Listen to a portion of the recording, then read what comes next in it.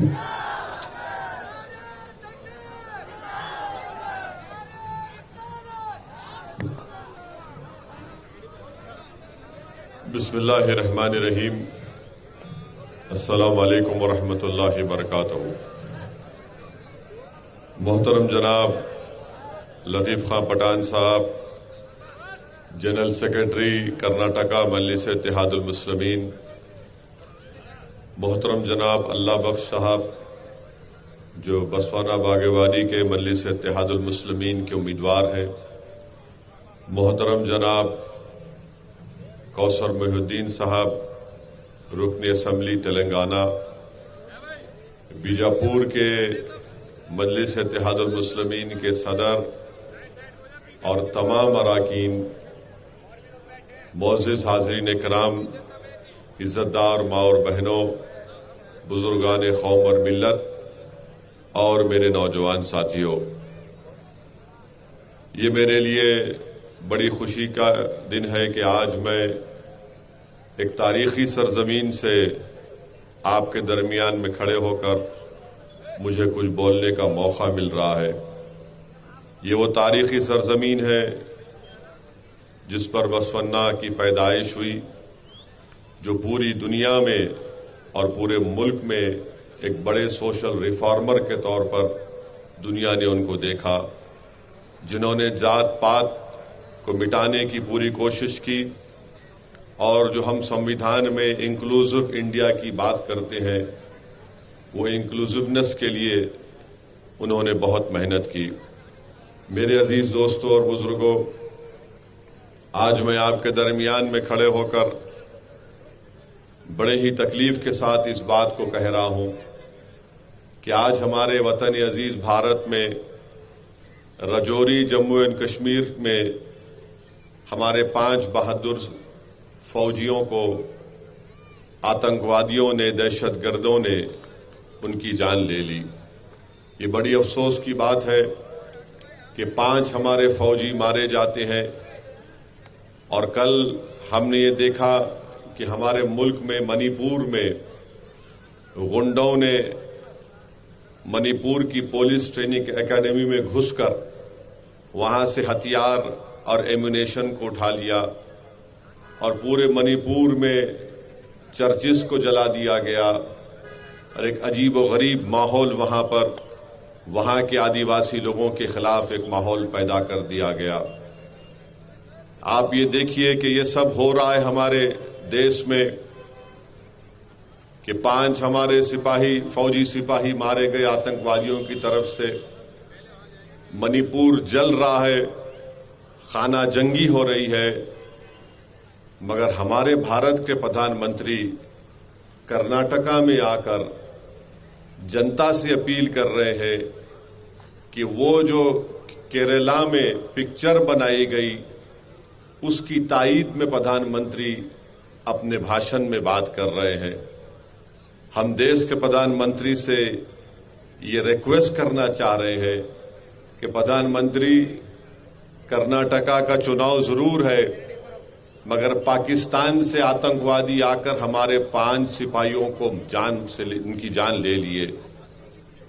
मणिपुर जल रहा है, लोग अपने घरों को छोड़कर भाग रहे हैं, गांव जल रहे हैं, चर्चिस को जला दिया जा रहा है और प्रधानमंत्री जो है उस एक गंदी पिक्चर के बारे में जो झूठ पर मुबन्नी है उसका प्रमोशन कर्नाटका के विधानसभा के चुनाव में कर रहे हैं। ये बड़ी अफसोस की बात है। ये बड़ी अफसोस की बात है कि देश के प्रधानमंत्री को जहां पर तवज्जो लेना था वहां पर तवज्जो कम ले रहे हैं और आकर उस पिक्चर के बारे में बात कर रहे हैं जो पिक्चर में कहा गया। भाई साहब रुक जाइए ना। केरल के 32,000 औरतें आईसिस ज्वाइन की उस पिक्चर में लिखा गया प्रमोशन में। बाद में कोई कोर्ट को गए तो उसने कह दिया कि नहीं सर, खाली 3 नंबर है। हम देश के प्रधानमंत्री से पूछना चाह रहे हैं, अगर कोई पिक्चर फैक्ट पर बनाई गई है तो खुलकर कहो फैक्ट पे बनाई गई। अगर तुम फिक्शन पर बना रहे तो बोलो फिक्शन पर बना रहे। तुम्हारा मसला हमारे बुरखे को दिखाकर, किसी को मुसलमान दिखाकर तुमको अपना पेट भरना है, तुमको अगर पैसे कमाना है तो फिर याद रखो लोग उसको मुस्तरद कर देंगे। हम प्रधानमंत्री को याद दिलाना चाह रहे हैं कि जब राजनाथ सिंह भारत के होम मिनिस्टर थे, क्या उन्होंने नहीं कहा था कि भारत के अल्पसंख्यक समाज मुसलमानों का आईसिस और अल-कायदा से दूर दूर तक कोई ताल्लुक नहीं है, वो दूर है उससे? क्या खुद भारत के प्रधानमंत्री नरेंद्र मोदी ने नहीं कहा था कई बैनुल-अक़वामी फोरम पर,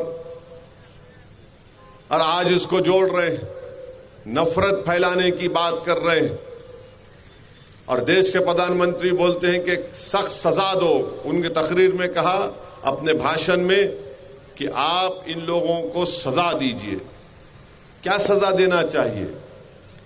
कौन सी सजा देना चाहिए? और अगर देश के प्रधानमंत्री एक पिक्चर की स्टोरी को सही मान रहे हैं तो प्रधानमंत्री ये तो आपकी नाकामी है, आपकी सरकार की नाकामी है। क्या आप अपनी नाकामी को कबूल कर रहे हैं, एक्सेप्ट कर रहे हैं कि यू हैव बीन अनसक्सेसफुल? मगर एक चुनाव जीतने के लिए हमारे देश के प्रधानमंत्री वजीर आजम को इतना नीचे आना पड़ता है एक चुनाव जीतने के लिए कि झूठ और प्रोपेगेंडे को सामने रखना जो नफरत फैलाने का काम करती है। हम आज यहां से हमारे प्राइम मिनिस्टर से अपील करते हैं कि पाकिस्तान से जो टेररिस्ट आ रहे हैं उनको रोको आप। सरकार आपकी है। 370 आपने कॉन्स्टिट्यूशनल ब्रीच करके हटाया। आप क्यों आकर वो लोग मार रहे हमारे सिपाहियों को?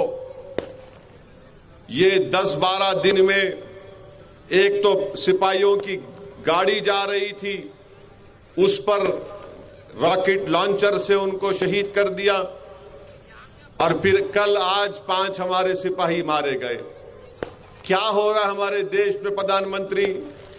और बीजेपी आरएसएस के लोगों से पूछता हूं जो हर थोड़ी देर को नेशनलिज्म नेशनलिज्म बोलते, अरे तुम्हारा नेशनलिज्म अब क्यों खामोश हो चुका है?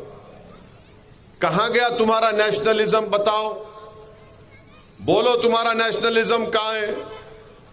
हमारे सिपाही मारे जा रहे हैं पाकिस्तान से आकर और बीजेपी के आरएसएस के लोग उस पर बात नहीं करते। हमारे देश में मणिपुर में चर्चों को जला दिया जा रहा है, सिविल वार हो रही है मणिपुर में। क्यों हो रही है? क्योंकि बीजेपी ने डिवाइड एंड रूल की पॉलिसी मणिपुर में की। आपने ट्राइबल्स के जो राइट्स थे किसी और को देने की आप कोशिश कर रहे हैं। हम उम्मीद करते हैं कि देश के प्रधानमंत्री, वजीर आजम, प्राइम मिनिस्टर थोड़ा टाइम निकालेंगे, इन चीजों पर भी देखेंगे, इन चीजों पर कंसंट्रेट करेंगे और रोकेंगे। और हम दुआ करते हैं और उम्मीद करते हैं कि मणिपुर में अमन और शांति पैदा हो जाए और वहां के शेड्यूल्ड ट्राइब के लोगों के स्टेटस को डिस्टर्ब नहीं होना चाहिए। ये एमआईएम पार्टी डिमांड करती है। आप किसी को एसटी में शामिल नहीं कर सकते ऐसा ही करके, इसीलिए मणिपुर में सब तमाशे हो रहे हैं। तीसरी अहम बात मेरे अजीज दोस्तों और बुजुर्गों, एमआईएम पार्टी के उम्मीदवार अल्लाह बख्श साहब हैं। अभी उन्होंने जिक्र किया कि कांग्रेस के जो एमएलए हैं, सिटिंग एमएलए हैं, उन्होंने मजलिस के बारे में बहुत कुछ कह दिया। तो मैं आपको बता रहा हूं कि एक मर्तबा क्या हुआ था, एक घोड़े में और गधे में बहस हुई। एक मर्तबा घोड़े में और गधे में बहस हुई। बहस किस बात पे हुई कि घोड़ा यह बोल रहा था कि कौवा का रंग काला होता है, गधा बोला नहीं कौवा सफेद होता है। दोनों में बहुत बहस हुई। तो आखिर में जंगल के बादशाह शेर के पास गए। शेर के पास जाकर बोले देखो हम दोनों में बहस हो रही है, घोड़ा ये बोल रहा है कि कौवा काला होता है और गधा ये बोल रहा है कि कौवा सफेद होता है। तो शेर फैसला क्या दिया? शेर बोला कि मेरा फैसला यह है कि घोड़े को कोड़े मारो। घोड़ा बोला ये क्या है शेर साहब? बोले तेरा काम, तेरे को सजा इसलिए दे रहा हूं क्योंकि तू घोड़ा है, इन्हें गधा है, और तेरे को गधे के मुंह नहीं लगना था। और अगर गधा बोल रहा कि कौवा सफेद है तो तू ये बोलना था कि इन्हें गधा है, और तू बहस नहीं करना था उससे। तो मेरी आपसे अपील है, गधों से बहस नहीं करना, घोड़े पे सवारी करके विधानसभा जाना है। ये बोलते रहते हैं लोग, कुछ तो भी बोलते रहते हैं। अभी यहां क्यों खड़ा करे, वहां कहीं क्यों नहीं खड़ा करे? मैं बीजापुर खड़ा करता तो तुम्हारी पैंट ढीली हो जाती थी अब तक। मैं खाली दो जगह पे खड़ा किया, एक जगह जमखंडी में सुशील कुमार को हम सपोर्ट कर रहे हैं। इतना पेट में दर्द कांग्रेस पार्टी को, गलती करा, मैं 20-25 खड़ा करना था शायद। तो इससे बात मालूम हुई कि कांग्रेस पार्टी ये नहीं चाहती कि गरीब और मजलूमों की एक पॉलिटिकल लीडरशिप उभरे कर्नाटका में। कांग्रेस पार्टी ये नहीं चाहती, बल्कि बीजेपी भी नहीं, दोनों भी एक है इस मामले में। दोनों भी नहीं चाहते कि गरीब और मजलूमों की एक आवाज पैदा हो जाए। दोनों भी ये नहीं चाहते, कांग्रेस और बीजेपी, मोदी और राहुल ये बात को नहीं चाहते कि कर्नाटका की विधानसभा में अल्लाह बख्श हो, या हमारा हुबली ईस्ट का उम्मीदवार हो, या फिर जमखंडी के सुशील कुमार हो, वो गरीबों और मजलूमों की आवाज को कर्नाटका की असेंबली में जाकर उठाएं। वो हरगिज नहीं चाहते कि गरीबों और मजलूमों से इंसाफ की एक ताकतवर आवाज उभरे, निकले। इसीलिए आप देखते कि कांग्रेस और बीजेपी इस बात पर एग्री कर चुके हैं कि कमजोरों की आवाज नहीं उठनी चाहिए। अब आप देश के प्रधानमंत्री को देख लो, उन्होंने आज अपने भाषण में बोल रहे कि इन लोगों को सजा दो पोलिंग करते वक्त, आप जब वोट डालेंगे। नरेंद्र मोदी, आप चाइना को बोलो ना, मैं चाइना तेरे को सजा देता हूं, तुमने डेप्सांग डेमचाक में 2000 स्क्वायर किलोमीटर पे कब्जा करके बैठा। देश के प्रधानमंत्री चाइना को सजा नहीं देना चाह रहे, देश के प्रधानमंत्री कमजोरों को सजा देना चाहते हैं, कमजोरों को सजा देने की बात करते हैं। देश के प्रधानमंत्री ताकतवर जालिम को सजा दो आप, मगर आप कमजोरों को सजा देने की बात करते हैं। ये कौन सा इंसाफ है बताइए आप, कि मुल्क के प्राइम मिनिस्टर है और बोल रहे हैं इनको सजा दो। क्या सजा देंगे भाई? प्रधानमंत्री और कांग्रेस के लोगों से पूछना चाह रहा हूं, या कांग्रेस के लोग बोलते हैं कि मजलिस कोर्ट मत दो, हमारी सरकार आएंगी। अच्छा, तुम्हारी सरकार आई तो तुम क्या करोगे बताओ? मैं फिर से सवाल उठा रहा हूं। मेरी नजर में कर्नाटका के इस चुनाव में हिजाब भी एक मुद्दा है, हिजाब एक मुद्दा है, मगर हमको यह बोल दिया गया है कि नहीं, ओवैसी की तकरीर पर, भाषण पर भरोसा मत करो, अभी नहीं बात करना हिजाब की, बाद में देखेंगे। वो बात कभी आता ही नहीं है, याद रखो। लोहा जब गर्म रहे जब ही हथौड़ा मारते, ठंडा होने से कुछ असर नहीं होता उस पर, याद रखो। अब लोहा गर्म है, हथौड़ा मारो। पूछो इनसे हिजाब के ऊपर क्या करने वाले। मोदी जी तो हिजाब के खिलाफ है, प्राइम मिनिस्टर बीजेपी हिजाब के खिलाफ है, कांग्रेस पार्टी जो है अपने मुंह पे हिजाब डाल के बैठी हुई है। ये हमारे लिए इशू है, जरूरी इशू है। भारत के संविधान में जिसको बाबा साहेब अंबेडकर ने बनाया, right to culture fundamental right है। आर्टिकल 29 में किसी का कल्चर फंडामेंटल राइट है, तो हिजाब भी मेरा कल्चरल राइट है। मगर कांग्रेस का कोई लीडर नहीं बोलेगा, क्यों नहीं बोलेगा? नहीं नहीं, अगर यहां बोले तो उनके वोट नहीं मिलते। अरे ये उनके इनके वोट का सवाल नहीं है, सच्चाई की को बयान करो।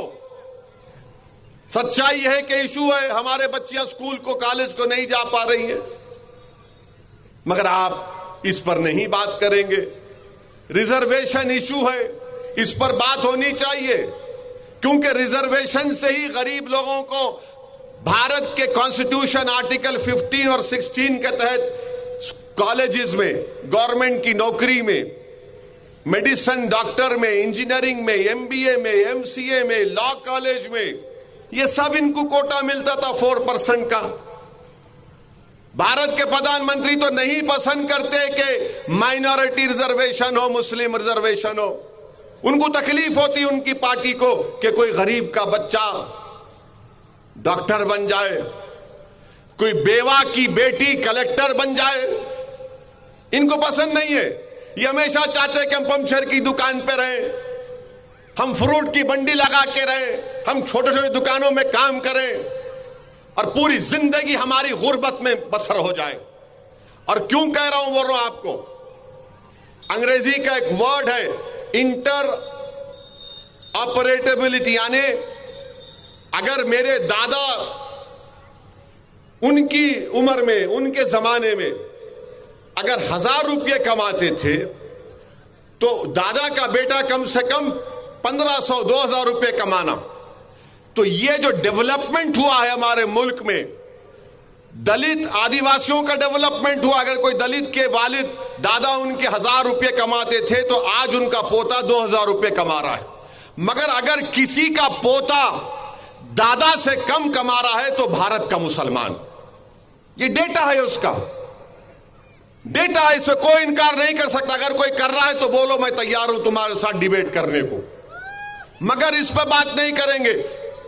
और कर्नाटका के अल्पसंख्यक समाज मुसलमानों को जो बीजेपी ने रिजर्वेशन निकाला, और अमित शाह जो कलेजा फाड़ फाड़ कर बोल रहे हैं रिलीजन पे नहीं मिल सकता। अमित शाह साहब, क्यों झूठ बोलते आप? कर्नाटका के मुस्लिम्स को रिजर्वेशन उनके सोशल एजुकेशनल बैकवर्डनेस के ऊपर दिया जा रहा है, और उसका इंपेरिकल डेटा है, रिपोर्ट है। जब देवेगौड़ा साहब चीफ मिनिस्टर थे, ये एक झूठ बोली थे। अब कांग्रेस पार्टी इस पर भी नहीं बोलती। नहीं, हम बोल दिए ना, आए तो करेंगे। अरे आए तो नहीं, तुम आइडियोलॉजिकली बीजेपी के खिलाफ है या नहीं, बोलो हमको। तीसरी बात, मैं शुरू से आपसे कह रहा था कि ये जो कांग्रेसी बोलते ना, हमेशा झूठ बोलते। हम बजरंग दल पे बैन लगाएंगे बोले थे ना, बोले ना, आप देखे ना, पूरे मीडिया में आया, बोले ना। अब क्या हो रहा? कल वीरप्पा मौली बोल दी हम नहीं करते बैन, हमारे को ताल्लुक ही नहीं है, हमारे को पावर ही नहीं है। आज जगदीश शेट्टर साहब जो कर्नाटका के एक सीएम है, उन्होंने बोले नहीं नहीं, बजरंग दल पे कोई बैन नहीं। जब ये बात आई तो कांग्रेस के जितने चमचे थे, इनके चमचे ताली ताली ताली, हो गया हो गया। मेरे को फोन करके बोले, मेला बाबू ऐसे तुम्हारी पार्टी के बातें बहुत सुना मैं, तुम लोग बोलते ज्यादा करते कुछ भी नहीं, तुम बर्बादी का काम करने में माहिर हो। अब जो लोग आकर हमारे पास बोल रहे थे कांग्रेस की सपोर्ट है, वो देखो ऐसा करने वाले हम लोग, ऐसा करने वाले हैं। तो मेरे से कई लोग बोले ऐसा हो रहा, कांग्रेस वापिस आ रही, ऐसा हो रहा, क्या क्या ही बोले। मैं बोला एक बात सुनो, अगर तुम मेरे से आके पूछेंगे तो मैं बोलूंगा पहले शादी होना, शादी होने के बाद औलाद हुई तो बोल सकते बेटा है या बेटी, उसका नाम रखते। अभी से तुम बोल रहे ऐसा होगा तो ये नाम रख दूंगा, मेरा अभी वोट टाइम है, वोट टाइम है अभी। तो कांग्रेस पार्टी का मामला यही है, और कांग्रेस पार्टी के साथ बहुत से लोग भी हैं। मैं उन लोगों से बड़ी अदब के दायरे में अपील कर रहा हूं, आप जो कांग्रेस की आप सपोर्ट कर रहे हैं, वो आप पुरानी सियासत को सामने रखकर सपोर्ट कर रहे हैं। भारत की पॉलिटिक्स 2014 के बाद 90 डिग्री बदल चुकी है। जो लोग आज कांग्रेस की सपोर्ट कर रहे हैं, मैं बड़ी अदब से उनसे कह रहा हूं कि आप 1970, 80, 90, 2000 की सियासत को सामने रखकर फैसला ले रहे हैं। जरा इस पर भी तो गौर करो। मेरी इस बात पर, आप मुझे पसंद नहीं करते, आपका इख्तियार, आप मुझसे नफरत करते, आपका इख्तियार, मगर यह तो देखो कि भारत की राजनीति 2014 से 90 डिग्रीज बदल चुकी है और इसके जिम्मेदार मैं नहीं हूं, इसके जिम्मेदार आप नहीं हैं, इसके जिम्मेदार कोई और लोग हैं जो भारत को इस राह पर लेकर चले गए। अब आप बताइए, इसीलिए मैं कह रहा हूं कि आज आपको मुत्तहिदा तौर पर अपने एक पार्टी के कैंडिडेट को कामयाब करना है। रियलिटी को सामने रखो, हकीकत को सामने रखो और एक अच्छा फैसला लो आप। मैं आज अखबार में पढ़ा कि अमीर शरीयत ने बयान दिया कि सेकुलर पार्टी को वोट दो, और मगर वोट डालो, बहुत अच्छा है, बिल्कुल वोट डालिए, मगर सेकुलर कौन है आज बताओ मेरे को आप। कांग्रेस पार्टी महाराष्ट्र में शिवसेना के साथ अलायंस कर ली। वो शिवसेना का मुख्यमंत्री उद्धव ठाकरे कांग्रेस का मिनिस्टर है, असेंबली में महाराष्ट्र की बैठे हुए हैं साथ में, और उद्धव ठाकरे खड़े होकर तकरीर करके कहते हैं कि शिवसेना बाबरी मस्जिद की शहादत में उनके लोग थे। अब सेकुलर हो गए वो लोग। आप इख्तिदार के लिए, पावर के लिए शिवसेना के साथ चले जाते, और जब असदुद्दीन ओवैसी ये बात को करता तो बोलते इन्हें देखो, इन्हें जज्बाती तकरीर करता। अरे मैं जज्बाती तकरीर नहीं, सच्चाई को बयान कर रहा हूं। क्या शिवसेना सेकुलर हो गई? कैसे हो गई? नहीं, कांग्रेस ने सर्टिफिकेट दे दिया।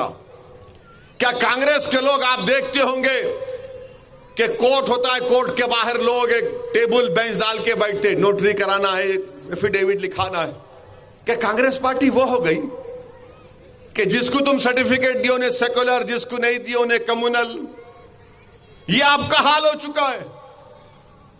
आपने धोखा दिया कर्नाटका की उस आवाम को जब आपने कहा था कि बैन लगाएंगे, मगर आज आप खुद कह रहे हैं। अच्छा, हद तो यह हो गई कि डीके शिव कुमार कल स्टेटमेंट देते हैं कि अगर हम पावर में आएंगे तो हम और ज्यादा मंदिरों को बनाएंगे। जो कांग्रेस पार्टी को वोट देना चाहते, मैं उनसे पूछना चाह रहा हूं, आप सोचो क्या फैसला लेने जा रहे हैं आप। मैं मंदिर बनाने के खिलाफ कभी ना था ना कभी रहूंगा।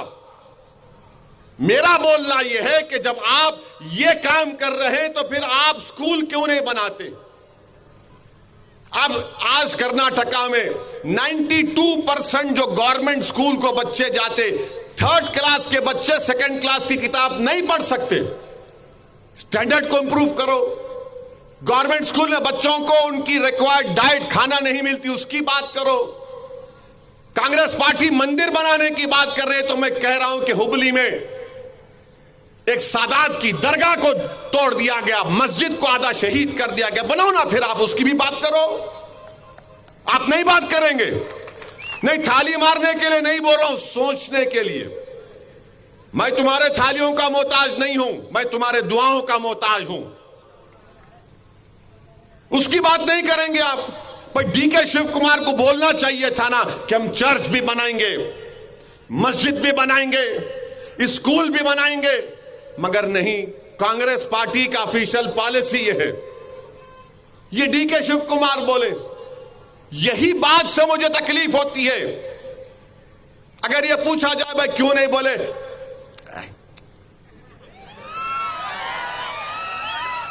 क्या और इनके कांग्रेस पार्टी के अन्ना अन्ना अन्ना,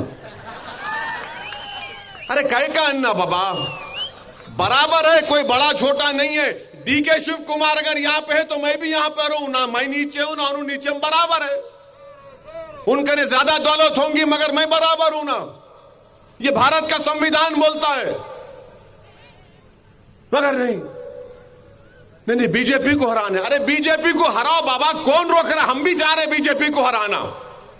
बीजेपी जब से पावर में आई, नुकसान किसको हो रहा? नुकसान किसको हो रहा, किसका घर जल रहा, किसको गोश्त के नाम पर मारा जा रहा, किसको जला दिया जा रहा, किसके बच्चियों के सर पे हिजाब निकाल दिया गया। अरे मेरा नुकसान हो रहा है, गरीबों का नुकसान हो रहा है, तुम्हारे को क्या हो रहा है बताओ? तुमको सिर्फ सत्ता नहीं मिली, अरे मेरा वजूद खतरे में आ गया,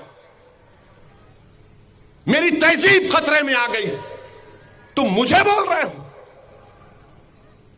जो सामने ठहर कर मुकाबला कर रहे हैं? अरे तुम आते नहीं हमारी मुसीबत के वक्त। इसीलिए आपसे कह रहा हूं कि अपनी पॉलिटिकल वॉइस को मजबूत करो, अपनी पॉलिटिकल लीडरशिप को मजबूत करो। आज आप देखो कि पूरे कर्नाटका में आज प्रधानमंत्री स्पीच दिए बेल्लारी में, मैं सुन रहा था। वो बोले बंजारा समाज, आदिवासी समाज, दलित समाज, सब बोले, मगर इनके मुंह से निकलता ही नहीं कभी अल्पसंख्यक समाज। वही देख लो आप, कांग्रेस के लीडर्स की तकरीर सुन लो आप, ये जो दोनों दिल्ली से भाई बहन आए, उन्होंने कभी बोलते, तुम्हारा नाम लेने से डरते और मुझे मुजरिम बनाते कि ये असदुद्दीन ओवैसी बहुत बड़ा जालिम है, ये फुला वोट काट देता, फुला ये कर देता। मेरा इतना ही बोलना है कि तुम्हारी जबानों पर असद का नाम नहीं आता तो तुम असद का वोट कैसे पूछते, मुझे पूछो। तुम्हारी जबानों पर मेरी बेटी के हिजाब का नाम नहीं आता, तुम कैसे मेरे वोट के हकदार हो?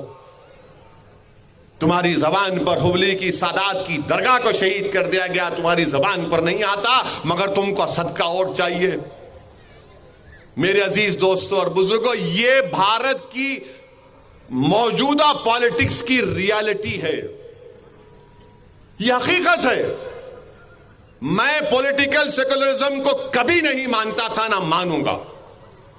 मैं कॉन्स्टिट्यूशन के सेकुलरिज्म को मानता था और मानता रहूंगा। वो सेकुलरिज्म जो भारत की खूबसूरती को बयान करता है। इस देश का एक मजहब नहीं हो सकता, इस देश का एक कल्चर नहीं हो सकता, इस देश की एक जबान नहीं हो सकती है। यह देश हजारों कल्चर पर बना है, सौ रिलीजन्स है, हजारों जबानें हैं। यह भारत की खूबसूरती है, यह इंडिया की ताकत है। इस सेकुलरिज्म को मैं मानता हूं। और सेकुलरिज्म का मतलब यह नहीं है कि कोई गूंगे बन के बैठ जाना। हमेशा लोग मेरे को बोलते, अब यहां पर आ रहा था मैं कर्नाटका को, तो कोई मेरे को एक जिम्मेदार आदमी बोले, ओवैसी साहब आप कर्नाटक जा रहे? मिला जा रहा हूं। बोले जरा संभल के बोलना। मैं बोला एक काम करिए, करता हूं, आप मेरे को लिख के भिजाओ क्या बोलूं। नहीं, आप अक्लमंद है, आप होशियार है, आप पढ़े लिखे हैं, आप पार्लियामेंट में हम सब की नुमाइंदगी करते। तो मैंने कहा अंकल, जब सब मेरे को मालूम तो तुम काहे को बोल रहे मेरे को? छोड़ दो ना मेरे को। नहीं, जरा कर्नाटका का माहौल अलग है। मिला कोई माहौल अलग नहीं है। मैं जो माहौल में जाता हूं उस माहौल में मिल जाता हूं, मेरे को मालूम। बोले नहीं आप कर्नाटका, अरे मिला अंकल, कर्नाटका का हर घर मेरा घर है, कर्नाटका का हर बच्चा मेरा बेटा या मेरा भाई है, कर्नाटका के हर बुजुर्ग मैं उनको अपने माँ बाप की तरह इज्जत करता हूं। तो इसमें अब प्रॉब्लम क्या है अंकल? बोले अब आपको क्या बोल सकते, ऐसा बोले। तो मिला नहीं, मेरे को कोई भी नहीं बोल सकते, मेरे को कोई बोलने वाला बोल ही नहीं सकता। सच्चाई बयान करो, मैं सुनने तैयार हूं। अगर आप बोलेंगे कि मोदी के डर से, आरएसएस के डर से, कांग्रेस के डर से मैं सच्चाई को बयान ना करूं, तो खुदा की कसम मैं मर जाना पसंद करूंगा। जालिम को जालिम नहीं कहना, बंद नहीं कर सकता मैं। यही फर्क है। अब आप सीटियां मार रहे, मेरे को नारा लगा रहे, तुमने लीडर बनते नहीं बनते बोलो मेरे को। आप लीडर बनेंगे, आप अपनी आवाजों को उठाएंगे जालिमों के खिलाफ, आप गरीबों का साथ देंगे। ये काम करना है आपको। मैं यहां पर नहीं आया तुम्हारे थालियां लेने के वास्ते, मैं तुम्हें यहां नहीं आया तुम्हारी तारों की आवाज को सुनने के लिए। मेरा मकसद यहां पे कि तुम लीडर बनो। अगर डीके शिव कुमार लीडर बन सकता है तो तुम क्यों नहीं बन सकते? अगर बम्बई चीफ मिनिस्टर बन सकता तो तुम एमएलए क्यों नहीं बन सकते? बनना चाहिए आपको। ख्वाब देखना शुरू करो, अपने ख्वाबों को ऊंचा रखो हमेशा, और जब तुम्हारे ख्वाब बड़े रहेंगे तो अल्लाह उसको पूरा करेगा। और ख्वाबों को पूरा करने के लिए मेहनत करना पड़ता है, जुस्तजू करना पड़ता है, डिसिप्लिन पैदा करना पड़ता है जिंदगी में। उन ख्वाबों को पूरा करो आप। अगर आप नहीं बोलेंगे नहीं अब बोल दिए ना, उनको वोट देना, क्या करेंगे, खामोश हो जाओ। मेरे भाई, कल 4 तारीख के दिन 4 मई को टीपू की शहादत हुई थी, और टीपू भी जानता था कि निजाम दखन उसको धोखा दे रहे हैं। टीपू भी जानता था कि मुख्तलिफ रजवाड़ों के लोग मेरा साथ नहीं दे रहे। टीपू जानता था कि मेरी मौत होने वाली है सामने, मगर टीपू ने कहा कि मुझे अपनी किस्मत पर नाज करना चाहिए कि मैं अपनी वतन के लिए अपनी जान की कुर्बानी दे रहा हूं। और जब टीपू जमीन पर गिरा तो अंग्रेज टीपू की लाश को आकर देखकर उस पर डर रहे थे उसको हाथ लगाने के लिए, क्योंकि एक मुजाहिद जमीन पर गिरा मगर हाथ में टीपू की तलवार थी, आंखें खुली थी और ऐसा देख रहा था कि जख्मी शेर देख रहा है अपने हमला करने वाले पर हमला करने के लिए। यह जिंदगी का मिजाज है, यह जिंदगी का मिजाज होना चाहिए, ये भारत से मोहब्बत होनी चाहिए। अगर आज आप खामोश बैठ गए, डर कर मसलहत के नाम पर बुज़दिली के मजाहरे करेंगे, तो फिर 50 साल के बाद या 20 साल के बाद जब तुम बूढ़े हो जाओगे तो तुम उस वक्त शर्मिंदा नहीं होना अपनी आज की हरकत से। अगर आज तुम बहादुर रहोगे, तुम अपनी औलाद को बहादुर बनाओगे और उनसे कहोगे कि सच्चाई के लिए लड़ो, भारत के संविधान ने तुमको इजाजत दी, अपने हक को मनवाओ, तो वो औलाद बहादुर बनेगी, वो लड़ेगी अपने हक के लिए, अपनी इज्जत के लिए, अपने मान सम्मान के लिए आगे बढ़ेगी। ये मजलिस पार्टी की लड़ाई है। मुझे कोई सत्ता के शौक नहीं है। इंशाअल्लाह ताला मैं, अल्लाह मुझे जब तक सियासत में रखेगा, मुझे कोई मंत्री संतरी बनने का शौक नहीं है। मेरा एक ही काम है कि आप लीडर बनो, आपकी आवाज कर्नाटक के असेंबली में जाए, आपकी आवाज भारत की पार्लियामेंट में जाए, और आप गरीबों और मजलूमों की आवाज बनो। ये मत देखो कि गरीब मुसलमान है या हिंदू है या दलित है या आदिवासी है या कोई भी हो, कमजोर के लिए काम करना जरूरी है।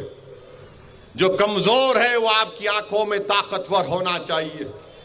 इसीलिए अजीज दोस्तों और बुजुर्गों, जो लोग आज कह रहे हैं कि कांग्रेस पार्टी है, अरे बाबा, कांग्रेस पार्टी राजस्थान में भी है। राजस्थान में 5 साल से कांग्रेस पार्टी की सरकार है।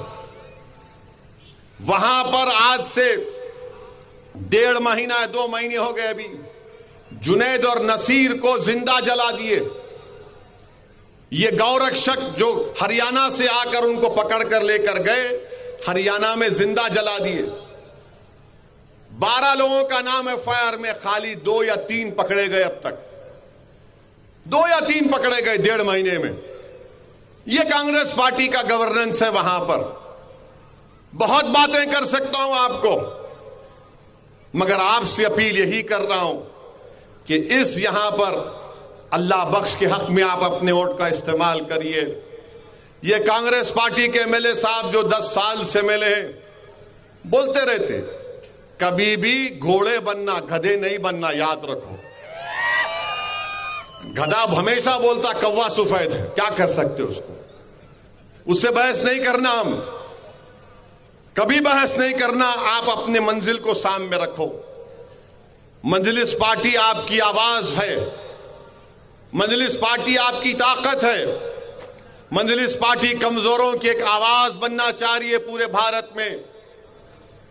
और यकीनन इस देश में जब से बीजेपी की सरकार बनी है, इस देश में बेरोजगारी बढ़ी है, महंगाई बढ़ी है, किसान मर रहा है, किसानों को फर्टिलाइजर नहीं मिल रहा है, गरीबों के पास पैसे नहीं है अपने घर में बच्चों की स्कूल की फीस देने के लिए, गरीबों के पास पैसे नहीं है। अगर उनके घर में कोई बीमार पड़ जाता है अस्पताल का बिल देने के लिए, ये जब से बीजेपी की सरकार बनी हो रहा है।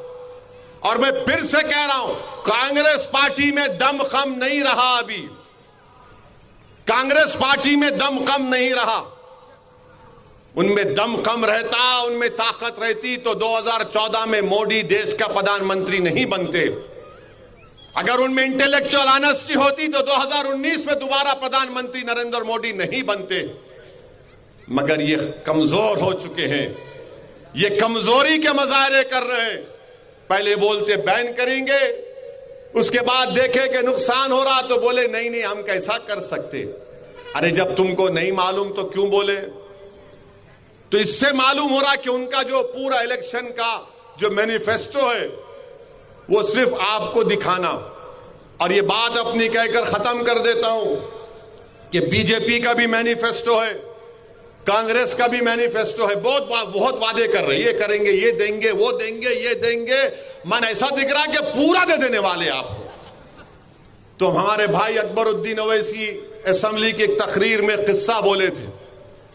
एक आदमी दो लोग थे, उन्हें बोला कि देखो हमारे बाबा के पास इतनी जमीन है कि मैं घोड़े पे जब निकलता हूं तो फर्टिलाइजर डालता हूं, घोड़े पे इतना फर्टिलाइजर डालता हूं कि जब मैं जाके वापस आया तक अनाज उग जाता, इतनी जमीन है।